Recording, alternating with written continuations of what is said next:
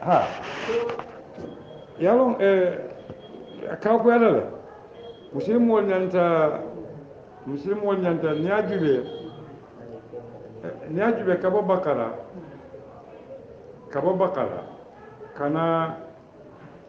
kana jana kabo alfata kana suratul yusuf suratan nin fulalo kaw kuba kabo yusuf kata almu'minuna suratan anin kirine biye bani mu'minina bandoro ibn da tanni fulako 24. You know, it's very strange. Suratul Yusuf, Qur'ano kono, aka muntele ko ay Qur'ano, ibuka mo the 12 tribes of Israel. Yusuf ala badin wal mo jeli. Namara mo tan nim fulala. Ate fo la soro mo soro tan nim fulan jawal. Pare nim ko lu fese yalo to da calculation bi jela bare. No, intoluma arabu islamo fay. Debi ni nga sembo so do yanke minister of education fengo fem arabu karam wati mbabu ko be bola folo mbola folo abu yale ni kitabo muhammad sallallahu alaihi wasallam be ka kureshi bonde kafiri yala ko sanji wannan sabanin kitabo ayi kalon na wantol be sanji tan dulu anin dul worole ko malum min mun kitabo ni na suma independence 1442 years now. ها بلا فور ثبات ماذا أقول أعوذ بالله من الشيطان الرجيم بسم الله الرحمن الرحيم نكو كن القرآن في الأبدان تروكي كنيه أتى الله سبحانه وتعالى نين لفت على ديمارول لفت على أيناتو تادين أنين كنيه كاتو مبكلو كي كان إما جاتولا وإما نافلولا وإما نلوندولا wa imma nawala wa imma na kebali yala min man betiya wa imma ka mol susunde min betiyata nimba kan doron katila duño ñinin ji ati Allah subhanahu wa ta'ala la hidole ta kabe nganyandila le bari bina jela ko kafu jannin albedi ko kalamiya lon ko e ko mobe nafalo ala kata aliye molo bo nyonto aliya lon jumale be bi nafanoma ani minebe nafanoma min meta wala min bina nenulu mallon doron aka muntala ko ne ji ko jionin ji dima kafu nyonkan a jete kala koti a je faranta kala ji dima to wala tinna hadama dingol manya nalon taten qur'ano fel abe muslime konda dandala kan dumbe wala kono bi da muslim wolbe solaren kanin ayolu ke fahamu ke bara ay ke balura won wala tinna bara ko nya ko atol molu min dankaniya ta in tuti'u ay yamarno mo ke bare wolom aka fale ko nalla fita kabula katuni e noma dum na tinyaro kele wala tinna ko molu min balanta monna imma ate Allah subhanahu wa ta'ala katale muhammadu ki ay qur'ano diyala ay nin dino timmanno na kamalindo diyala ay duwa diyala wala sadiyomo min molnyanta balula ako natara wo molun lafita kabule no may be murundi lam bota dami bin ni e murundi bota dami ak bala fawarta bake ite bota damin kunun wayla matale ite silano wo kono ite mi bulata ben noma woni ite taman kilin ite betula wo komal alna jam moy ba ite ku kendo min tuje kunu ni tata noma kunun do bato o be dannala ite priye fankude anda kono abe kolaya e bulata ben noma o mari ye danne kato brata koy bulan noma ate be nyaato ite nyanta bulala noma so ni mu bundal te ka bulan mo noma ka bulan hadama di mo noma a jaatola ala mirola a korosi ban fo anin tela ala la yamaru bentama anin kila sallallahu ne kitabo min nati bentama anin tela ada kendo nin na jeri kendo bentama ni man ben akko karan ku fay tonya fonda kono bare kabula no maten dorom min nata ke balafa fawatin tol kono bi ndol kabula hadama di wolu jaatole no sako kuloro kola kabula no ma pa ntata fo juto nata fo nin fo min koyta to nyalom hanabe faniyaka fo min finta faniyalo hanabe to nyaka kato fo nin koyo wolte da fen kono niyebe minna abe fo wala kono niyete minna kayto ka koyre karero ka fin Allah braya wo fonya nata konya ko ate ala nimbulata ala na yamaro noma mbulata kila sallallahu alaihi wasallam na yamaro noma akaɓe ma koyla ñaaɗiɗe hako sanulqi fi qulubi alladina kafaru ru'ba haɓe jomol woni silan ruɓuɓo mo silan o minti silan o min ke mammande bari bukalo min be tiñala ka ɓoɗani kara o karayama e kamera ko silan fen wala ɓe jee ake jommolendi le atele jawyata silan o beeti ruɓuɓo kayi jijandi le e buka tenkunno dawoɗa etiyamara jaw min mbiyanomaɓe fontila jeen a koña bima ashraku bi sababi shirkihim shirko wolom allah subhanahu wa ta'ala ni laata dammala yamuta yala yamaro ke eka amnole soto security eka tankale bandi tata fendota min manke alati eka taramine kono al musharaka kafuñoya yewo fenwol mini be muta yeke alati wol be ka dan itelal ɗo ɓe tulo bonna ɗo ɓe morotila ɗo ɓe daje keleka ɗo ɓe dampula aka munda koye ka jomolle walakinna shirko ka haɗamadin wala moya tiñale kado haɗamadin wala moya a beɓe temberin atele moyale kono ba nayala jaato janjandi haɗamadin naɓe feŋol dedala min manque alati kibato aka jalanɗo londi de aka hakkilo sambawo kan kolom ala alati ay jalanɗo londi aya niye sambawo to kolom alati wo ka faala aya bala jaato samba jalanɗo ya kato wo ka domorole diyala haɗamadin wo ka jalamol deda ten walatinna ala jalamol be buka tambi sabala mini kummayata ولكن ألك أفر أيت اللات والعزى والمناة الثالثة الأخرى أنودا ترينيتي لا تقولوا ثلاثة فانتهوا دينو من بيتم بتي فول كده دين ولا يبيبن تريد الثالوثية هذا ما ديمو أكافون لنا تعلم الله أكبر قولي أنا تأكل إنهم كلنا وتأكل من ياسابو إذا شركوا كملوا تشركوا مؤمنتي أنا هذا ما دي ياتتانو باو nde hadamadiŋo ten faŋo talalano kam faŋ kuntun kuntun madama oto niŋ ye siriko ka kamunta ko ye faŋ kuntun kuntun ne oto ite maari lanfuta ite maari be silanna le oto ye sondomo te tenkunno la bari al amn wolam tankoti aniŋ kiiso a silim a salama wal amn ibe dawola do i buka sila feŋ bukani i kaŋ ka bo banta ite faŋo konoto feŋ fanaŋ buka ye silandi allahu akbar al amnu wo ka konoto tankale السلم السلام الإسلام وكيكي سندلك بنتلا بنت فين بكيما أكون يكو ما لم ينزل به سلطان دليل لنا تصل لمي يالون كافكم ونين تفلا كفار نكتو مؤمنتي نكاتن دلالكو الدليل تجيل مومي كسكو نيس دليل كمو فاكن أنين فلان جوا كافيلكو ما دام من كتو فمو تنياتل وتو من كتو ينت تنياتل ما لم ينزل به سلطانا dalil tije ka ko mo nyanta fula ka fula alam wata soto nola wata ka foyde ko atije de mumeke ka to mankuto man soto to nyaten oto mankuto fango tije latina konya ko ma'awahum akoy wo mo la murundula annaru dimbalo wa bi'sa maswal mutasall ana tafu danke ya mole ko berin kelo kala badr ay ma koy ro men ke uhud aka wala dante jang aninni o manda uhud damala de muslim be kunda alhala kulun min kata kila la jamano muslim wala balu kenya la abe 5 ans kande fo janne duniya be ba dinga mistake o ke min ne kata kulun mem kata kulun wala be kalam ba dinga silo mo da ko ala ya fo nyamin kila fo nyami be tulaga jalal durom be taka aka wala fo nyaja ako ala subhanahu wa ta'ala ala la hido min ayati allah ya to nyandi tumomi albe kafirul fakan istuhissunahum alhiss walam al ila joramo min ikatamande ka kibaro bonde duniya joran lulo the five senses albo kuntu kan kato hadama demo ni ala joran lulo kuntu doro ikafala buka balu alqur'ano jubaka diyamu nyami tuhissuhum alke kuntu alke la joran wal kuntu walam fati bi ma'na qatala yaqtulu qatlan fa huwa qatil aw maqtul ولكن ناتا كونيا جان تحصونهم بإذنه بعلمه وبمشيئته أي تجاوزك بالإذن عن المشيئة على الفولة أنا على ستندر ولا تلي سبب الدلالية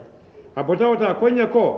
حتى كتا انتحاء الامتداء ولم حتى كي سنبل إلى كافيكو كتا فمنتو حتى إذا فشلتم كتا واتل الظرف ولم فشلتم ألناتا جوتيا منك ناتي يا مرصوصو يا مرصوصو كمين ولو فتم كمين ولو لمفو ولا بأمك لك ولا مو بيلنا دني آيو كرنا يا فهم مو بي يفهم وداني وانتنت بولم بمنكم وتنازعتم أن تنون سبا مومو كنت لبتونياكا المنازعة نزع بمعنى إقلاع شيء كفموتا كاوت إقلاع شيئا من مكانه ولكن تقول يا تباكل هذا من سيا القرآن ولا فعل وتنزع الملك القوة والسلطة ممن تشاء من سك من سيا وتوا بلو ولا كل هذا كسيتو بوين تيرمون ولكن أكون يكون تنازعتم ألنا تنون سبوك في الأمر بمعنى في الأمر يا مروت أجوبي أي فيناتي متعلق بشيء بالمأمور به أي فيناتي كاجكو يا مرو مفنتي إدون تاكونو ni fundita doro i fundita kono ay finati harfu zarfiyya wi'a'i fenne ba kono fil amr ay alif lam o kala min be londe wala monti amoy to ita'atullah wa ita'atur rasul wala tinan be wala kon al munaza'a mbe mina kono qur'ano ko fala tanaza'u fatafshilu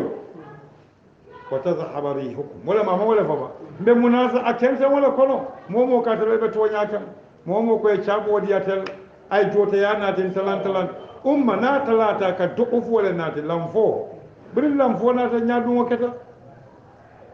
wala tinna kunya ko wa asaytum min ba'di ma arakum ma tuhibbuna ayallon dindi ay jerndiro kala allafta minna ghanima aw nasr kolon kala nafulo anin demaro anin ganye ako minkum man yuridu dunya bare modol ma kono wol be dunya ko le no ma bi mana wal yuriduna mata ad-dunya dunya ko be wala biyaka wolom kolo len fawolti para ko wa minkum man yuridu al-akhirah modol falam bije yuridu thawab al-akhirah dunya ta ikamata ula kanyato al-qiyamata ikathawabo le kanyato kadu thawabo fo min bije dorom akamurunna akata abije akonya ko summa sarafakum anhu ana tali yelemandi ganyeni aliyasu to kafirol ma sarafakum ayali yelemandi anhum kabo kafirol ma wakata wanyaman muslim wole ganye ke ko folodula ana tak mina ay ko yelemandi kafirol folota ka boy muslim wol ka bari amanke ganyeti bari mo kunda ganyelo yemo bute faka bori wona ta kete bayni faysele ta santo mo kunda ganyelo bari ala ya ganyete memu muslim wol ganyete minom kaatu ay molle bo ñonto min dafta duniya la ani min malla fi duniya walatina molata min na kelo kala bar kelo min belorin toñaka kana kelo kala mola ko kam momo e kelo ke duniya kamma isa ganye no barata mela momo e kelo ke mola ko kamma isa fano la itita walatina qur'an wa yidandala ko ma kana muhammadun wa ma muhammadun illa rasul قد خلت من قبلها الرسل أفإن مات أو قتل انقلبتم على أعقابكم هذا بدون ويككلو كقولة كما من متونيات مو جاتو تين ياجي إسلام ولا ننسوتو كو نبو جاتا نوم ولا نتا ميرا نوم ولا نتا كوكي نويا نوم ولا نتا كو كينيا الأكبار نيال إنه مكوتي إما جي مني كومينيزم تانو برين روسيا بويتا بي بويتا مني سوسياليزم تانو برين سوسياليزم بويتا بي بويتا nin capitalism boyta bankol be fanan be boylale hadu mino mole ya bondi akata nyaami asabati yano ala silo bari moka ta mandi nyama mambeta ya Allahu akbar walatina konya ko sarafakum anhum anata at-tasrifu an shay'in bi ma'ana tahwil al-intiba' wal quwwa wal ghalaba min jiha ila jiha walam tasrifu kafama ila mandi wa tasrifu ar-riya an infanyo la ila mandi la mo kodi sarafakum ayali eleman mandi anhum kaboyka liyabtaliyakum nyen kammala kanal jarabi ajubede ganye muslimol be ganye lanu anata kuwa elemandi allah akbar katu kula keta molle be muslime kunda minula nganiyo be duniya la nyinenka nin ganye keta amoyde nin wolu won ganye keta no ohud wol mini lafta non duniya la ibadele be talla muslime ya kono bari bina muslime ya lanjuro kala konole kaatu iba fulale ko nin dino ni dun ta ko ne ka gagnale e be dunna je fango kammala ite dunna je ka foko illa taala le ka abul ala no manin kila akan ni fa ko le wulu sondo mo na fikiya dum be wala ko no do be politique parti to be wurila abe men no ma palaso do be do ko nyinola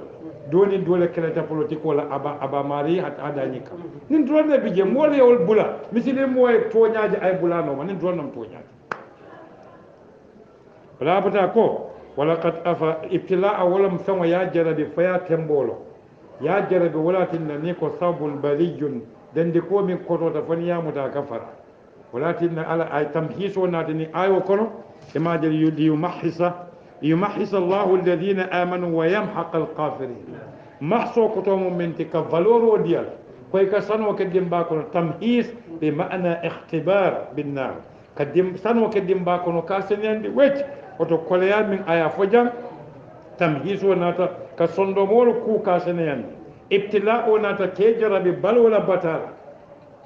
ilafta kono wala ya busila ilafta gagnela iman gagne bari itala miro to moya to koye gagnele bari ala hukmullah itale gagneroke kato mol min bedi al kono min kata sulwol mi saji dendi kol dum wol fondita al kono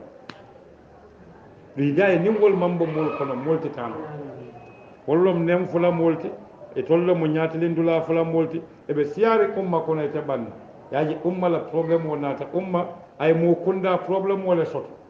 wo mo kunda problème o wala man dada naade data don kila sallallahu alaihi wasallam ay mo kunda dada le fakita kut ay mo kunda londo di le sonta londo la wo mo kunda fo kila e sariya mo min naati e bulatano mo fula bon ay camera ko ila balwolo ila balwolo fam braye banda ko ولقد أفى عنكم أكو على ناتا ينفو الأفو والغفر من يفتا غفر إكا جنوبو نولا أبوكا فنت كوتن أفى جنوبو من غلو إكا ولا بوليجي الله أكبر قرآن ولا ديامونو نيكو أفى الأصل بمعنى نونيل من جنوبو ياتو جاكتال نيكو غفر بمعنى إكا ما بولي ولكن نين غفرانو كتا موي أماري جنوبو أكا كابلو تلو ولتي مولكا نينالا إفون كادان ديبال مول بكاكي كوسوبي ودي براي بندا كونيا كو انكم كبو الكن بمعنى افا بمعنى رفع الحرج عنكم اي دتو ني دتو بندال كان اكونيا سمو كولا اكو والله على دي ذو فضل في سمنتي يا دونكيلوم بمعنى صاحب الفضل العظيم اكو في سمنتي يا البي اتلتامو اكو جمانو لكان على المؤمنين الذين يؤمنون به ويعملون ما امرهم به ويتبعون الرسول ويطيعون امره من كان بيك درو الله سبحانه وتعالى ابد بتوم وكله دولا من كده نجا جبي القران وكمن دينا نينكا كو يتباك مسلم مولو لوندي من ينتر لا دنيا من كرانو فالندي سان نيمو كا كرام ولا كرا ولا ابوكا كو مؤمن اكران تعالى كرا ولا ومو فنان كاميرا كو اتلا كامول فنان بكرا نينوم فيتينوت نيمو كا كرام ولا كرا ولا اتكا حكيلو سوكيله اياسيتي جولولا wo min ka karandi wo fanan ka jele ko mbato nan kam min ben no ma ka karamba kala suwole na salaka mol be nyon no matan mol ye nyonke suwole be salade nyon no ni ta hakilo kamalita minti ka kade mi rantele be mirale yo ke suwoti na ka bol ko falol na be balito cikal wali pala donon muntumale mantobe bolani batako muntumale mantobe toñajela muntumale mantoba fon foro yandela kabulani kitabo no ma anem muhammad e minto dia mo siata bara man siya mo be kata ustasoti mo be kata taliboti wati kilin wan e ka kilin ne ta wati kilin ha defa yamra be muru talibe yalla wala da hawarata ka talibe yalla woli be ko kuto lonka braye banda juba kana min kenya tasawwur ndesan ni momenti te kenoto wolum wala bari nya kam qur'ano be dantero la koy nya be muslim wol din kafiro la kero la uhud qur'ano ka wala dilan ndesan duita tije wolum bari be sirin gambia bi 2021 maji karo kono bi nya bala ka kenya ma juba kamen fay yalon e konya mo e borita o mu kulole bari e bori fay sale mo bori bala tidde ha mo keba ka bori beolon bari e bori fay sale o rasul wala be non wala jatto talo dimital alla jammo e qur'ano kulata nin kitabu be kala ala dam mala tati yaye minika si namara wol dolu na mota momo de san hadama de mo min kasi ka fonin kitabu muhammad ya tadu lalle to mari malam me kan parce que natala ya tata ni safela je nul te safela nun je ka nul ka tandile ko gagné ketale bo ketale mo be la kitabu safela ka ku ken wala fay marima ni muku ken do de bor mo kiteta mo ya mera ko gagné lo gajete alna jam akonya ko ittumo min wazkuru al hakilin bulon do ko idmu zarfole mutaalliqun abadan min wazkuru alal hakilo bulande bak atol danken yamul kalun to tijel akoye ko id tusiduna tumo min alɓe borila tadhabuna ala jamiu tawajjuhat wal awjuh tusiduna alɓe selela tusiduna alɓe borila tusiduna alɓe janjan kam banko kan walatinna fonselo na kalimatu saada fonsa a koto fo abata dami ni ko saada wala saida yasadu suudan bi ma'ana irtaqa asalati ni ko saida yasadu suudan bi ma'ana inhadara ajita ni ko saada yasadu suudan ni ko wolom asalata sharafan buñal ni ko saada ala ard wolom atata banko aɓe janjan kan contrôle tiji aɓe borika aɓe tatlaɗo ni ko latina ni ko saidun wolom banko munko min ɓe banko kan wa kullana ala wajhi l arde min ɓe banko ñakan wa tariqu anin silo arabu kawa tariq e fana muminate said banko min ɓe banko ñakan imma min mba ñakan wa imma min mba konota ɓe ɓetiyata walana qur'an o ko fatayammamu saidan turbatan tayyiba min ɓe sénégal pare kayitol ni cimentol ni fenko kayito jamfana musilmol salom fikkol diyamol siyata jee ni yaji ay banque munko fo banque munko e fenne soto an banque munko e fenne soto aka fon nin ka kuno fa se jallon nin dinotina wo ñama ka fo ko nin kedore yeddeyi a ñinin etele malon wala korita nin ne fitinate umma ko ka ikamin kile qira'atul istinbati kense ye famo tara kitabo to e malon biniya sabu ko fo a karam a ñinin allahu akbar banko mo detergent omo kamin ordo sawero kamin nim banko mo kurano fo ngole nim wonde fo min bele baade nim banko kan nim banko buka kuno fa anen sero mon se baluno jamba bar kabrol be satel ko famol be fa kam anno e ka seraba odo banko ka famo be seniyande walatinna konye ko istumo min tusaidun walatinna ni ko saada yas'udu ko saida na la fenko fole bar ni ko tanaffasa suada nim mobe dewre dewobata kan nabe ni jila ni jiyo ka jamfal e ka fole fulanun yani tanaffasa suada wala ala jam'u musuudulati wala ala jam'u musuudat wala saadat walatinna konye ko istumo min tusaiduna albasala albeborla albeb janjanna banko nyaka wala talwuna ala ahadin almammo kilinne faale albo kela wato minna kamunta ko kafirol bulate do malaka labon fo labon misilin mol janjanta banko kan konko kan kilabe kilika ibuka mole faale fan fentem fodde to kamba do ala ilahi di jumaladi sanulqi fi qulubi alladhina kafaru sanulqi fi qulubi alladhina kafaru ru'ba silaw kada kafiro sonno mo kono ye kanya bar yamalo soso kata munna kila e modul place dami wallafta min la dunya oto wolu min be kala fo min lafta dunya la ise bo min man la fi dunya la yalo ni lafta alqiyama la ka do ko ke alay dunya kan e normal ban ni lafta dunya dam mala ko fata alqiyama dunya ke tala ayitinya kata ke ni nan alqiyama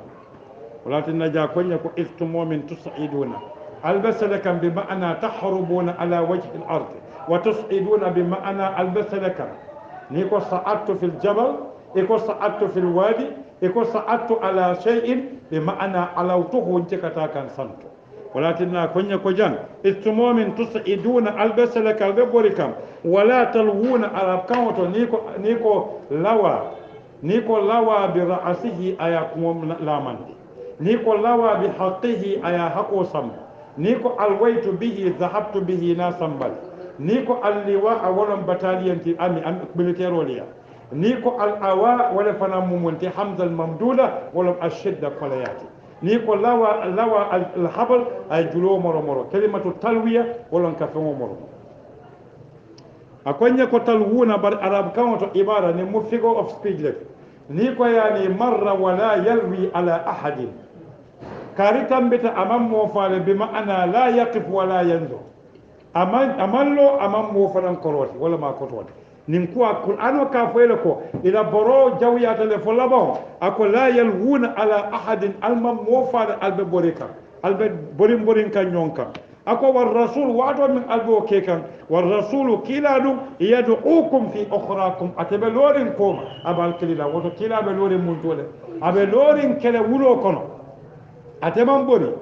atele ɓe kilirola mini ɓe misilmol ɓe tata ka sara ate ɓe keli ka ohrakum ate ɓe kooma oto jambaroɓe loori muntole wote borila allahu akbar nin nomo ñaton kayati nin korimol borita ete loo bar ñaton koye bora kakata political asylum ñini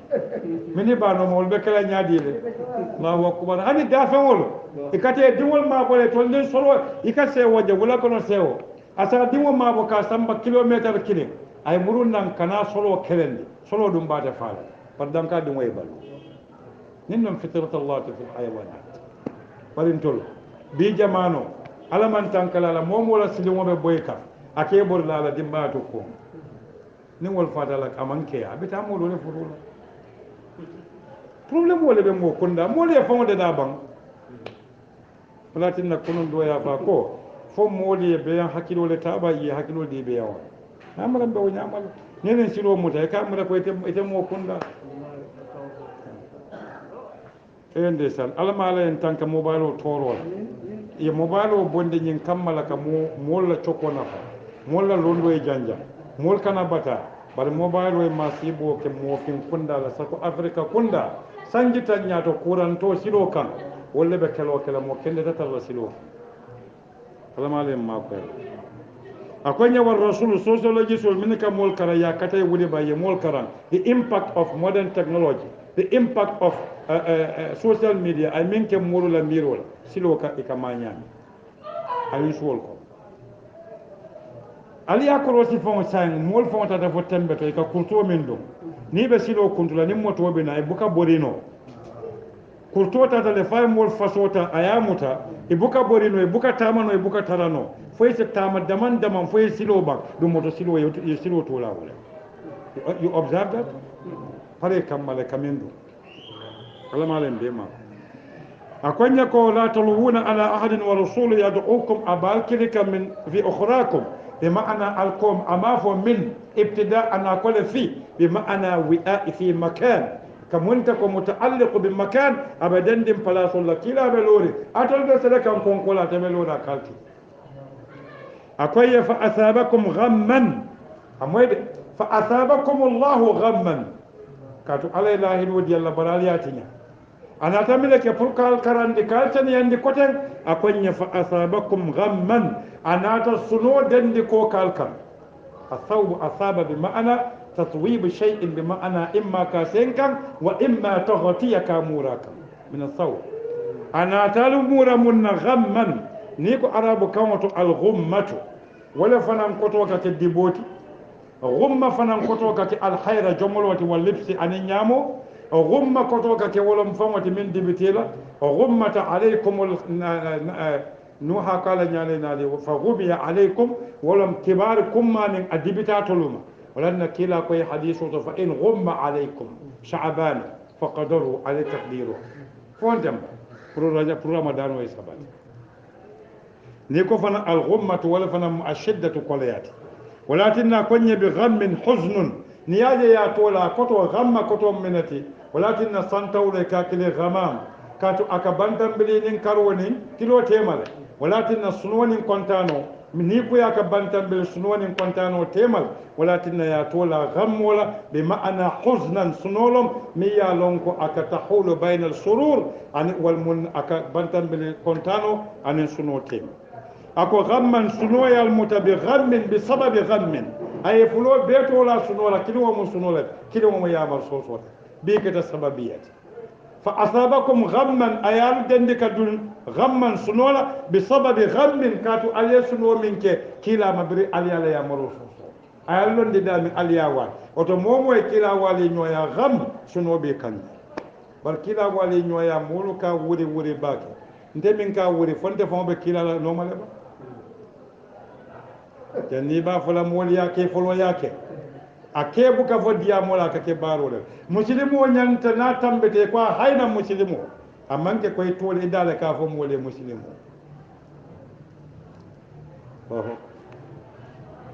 walakinna kunya barin beya kata nabula muhammad nom walakum fi rasulillah iswatun hasanah liman kana yarju allah wal yawmil akhir ako ghamman bi sababi ghammin ghammuna kuto fole husnu sunolam kodi أقول لكي لا تحزنوا ينكمل الكن سنو لا منات تعليلا أكنصب لك كي كتمنت مصدريا ونصب لا كتنفيوتي لكي لا تحزنوا إما حزوا كنون ولا كتمنت نصب تامن سيرولم نكو كي متعليل لدي لامو إكافون إن لام تعليل كي حرف لك كمن كلي مصدريا ونصبا بل نينا أي تعليل ولا كي من يصاب وقت لكي لا ينكمل الكنا سن سنوم منتي إبن من نوم إما سطو أيدا ولا يابو سيبول ولا بروغرامو منفل أكوي على ما فاتكم سمولا ميال دم ولم منتي غني من ألياجنو أراكم ما تحبون الماسط أكوي ولا ما أصابكم أن ميال سطو من الغلبة والحزيمة أن يالغني أن دول فاتجي ولم مسلم جما فاتا bari muslim women fata sede fure ya kono muna kontani tambita wala bari bi ni kono ta kelo la safa hani nde man konton nde man na jomuta nde wala kandi bebe lam fuli wala ma asabakum wala sawmi ya tutu al isaba masibo dolla kawto ako bari wallahu aladi khabirun atalamu kibaritiyati atalamu lonna tiyati londo min dinkatabe konoto bima ta'maluna al kafon femba woto khibra ala londo la dinko kamala ko miyatin aynin ko ke mo kunda ay ganyele mandi munti ganya baliyati anata nati nyadi le kay la tahzanu fa asabakum abina min kala ganye bina kala mol bil yalon ko e be duniya nyinen kay tol botaje min be ala damma nyinen kay do te fongoy ka bu uhudu kelo la lumo minna musil ma nyabita nyato doron musil ma kunda bita nyato woto kamina tandinna ni man sajiyel nim bal bo nyonto ni koy be la yamo tombonna do ba to ite lafta sajiyel se ba fa do lafta balati se sajiyo fa nin ko be la ta ala nyaal baro la nganiyela mira nyaala at baro ka sonya bari nganiyelu ni anin miro ni fatata doron baro buka beteya wala ketan toliya wala tinna ministre bunda kinimo kono mol nganiyel buka taranyoyi hani nimbe boso kono gambia nganiyel te nyon kono nin dra fo be bori ka nyamati boro ni ta ka kedamande do sa fa hana tuje ita ni watangani ya kili wabe koronto be abita kula ita be mol ni tankaka tol bita nyaadi de nganiyel be walila miro be walila mo kunda be lola oto na kata na nganiyel ke kilinti na do ko ke na ala da dugo nyini aya fonya nyamin nake kila ya tumbulu nyamin nake ni wo ke doron be somo sallallahu alaihi wasallam muhammad wa ala alihi wasallam ani bata fa nan bijel ani ko nin ko mba be fulati le kilim be falani